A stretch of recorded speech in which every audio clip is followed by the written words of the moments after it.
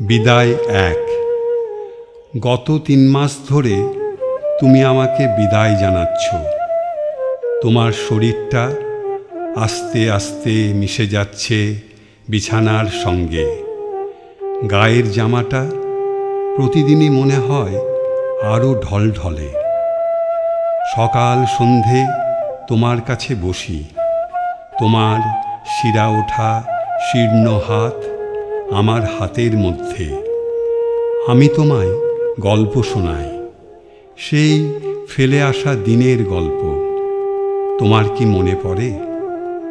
তুমি আমায় প্রস্তুত করছো গত 3 মাস ধরে, অথচ আমি এখনো তৈরি নয় তোমাকে বিদায় জানাতে। আরও কত গল্প বাকি আছে তোমাকে শোনানোর জন্য।